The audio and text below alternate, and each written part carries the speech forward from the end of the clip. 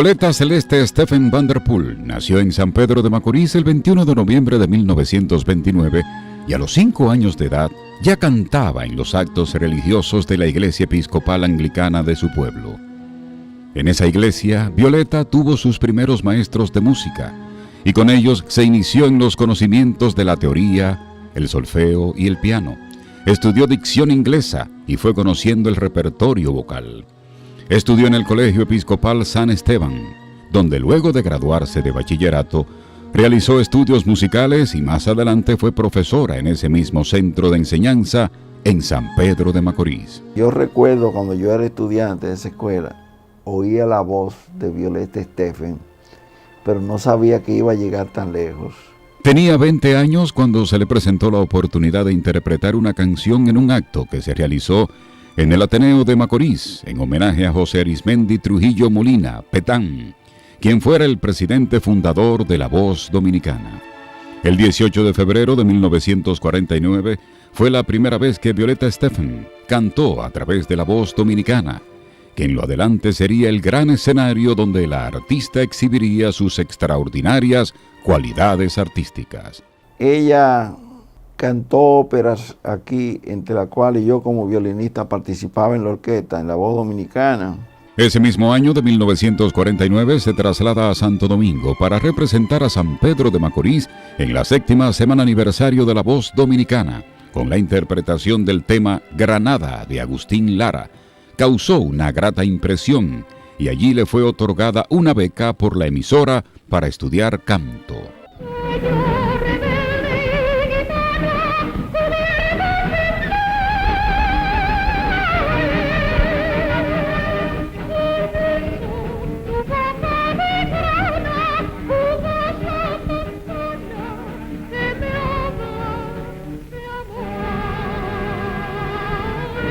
Facetas diferentes, pero una tremenda soprano, una gran soprano, inclusive fue una soprano operática, cantó ópera y tenía una voz muy linda, yo la llegué a oír a ella.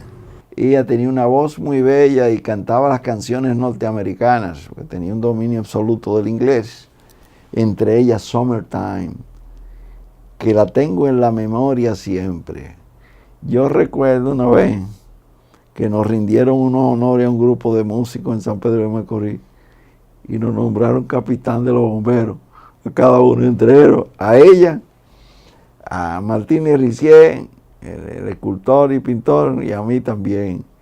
Y Violeta Stephen realmente es un valor histórico increíble por la belleza de su voz, la afinación y la capacidad para conmover.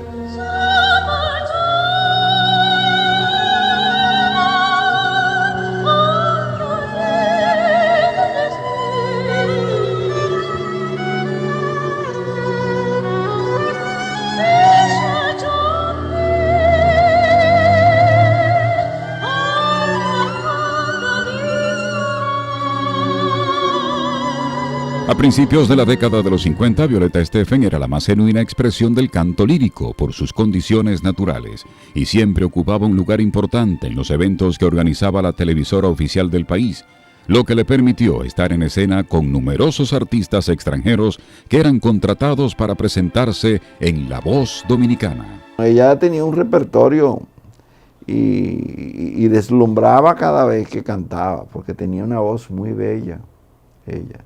Violeta Stephen. Otra ventaja que tenía Violeta era que podía cantar en inglés, porque manejaba a la perfección ese idioma, porque sus padres eran de los famosos cocolos de San Pedro de Macorís, que era el nombre que le daban a los inmigrantes que llegaban de las islas del Caribe para trabajar en los ingenios azucareros. De su formación musical, que era una mujer muy educada en el sentido de que dominaba las áreas de ópera, las canciones italianas, y oí varias canciones de ella. El 1 de agosto de 1956 participó como una de las estrellas principales de La Caballería Rusticana del compositor italiano Pietro Mascagni, en la que Violeta Stephen encarnó a Santuzza, mientras que el personaje de Turidú fue escenificado por Napoleón Dimes y el cantante Tony Curiel hizo de Alfio y Ligia Monsanto era Lola, Y finalmente, Mamma Lucía fue interpretada por Luz Pichardo. La ópera fue transmitida en vivo por La Voz Dominicana, siendo esta la primera vez que una ópera completa se transmite por televisión en República Dominicana. No la llegué a ver, ¿no? Pero sí oía los comentarios de los grandes tenores. Ella estuvo mucho con Sánchez Estero. En la época de Sánchez Estero ella estaba. Y creo que ellos hicieron La Traviata, creo que le hicieron, fue de las primeras óperas que se presentaron en lo que era La Voz Dominicana en aquel entonces. Y ella estaba en todas esas óperas.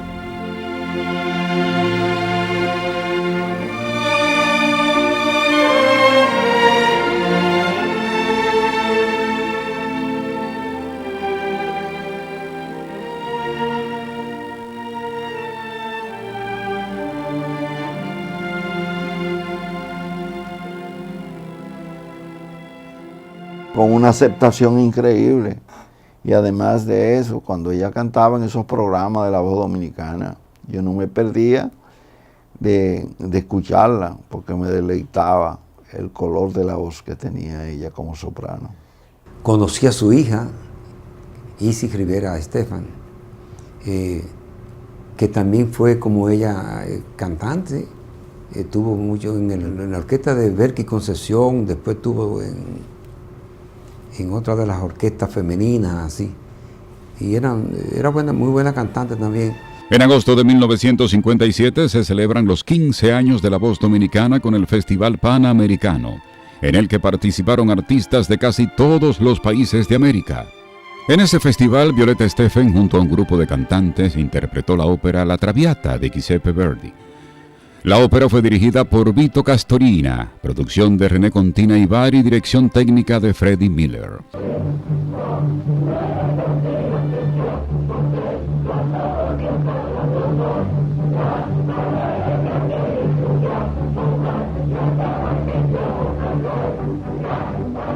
En 1961 se fue a residir a Italia, donde permaneció por espacio de 2 años y se presentó en varias oportunidades por la televisión de aquel país, y en el año 1963 regresó a Santo Domingo.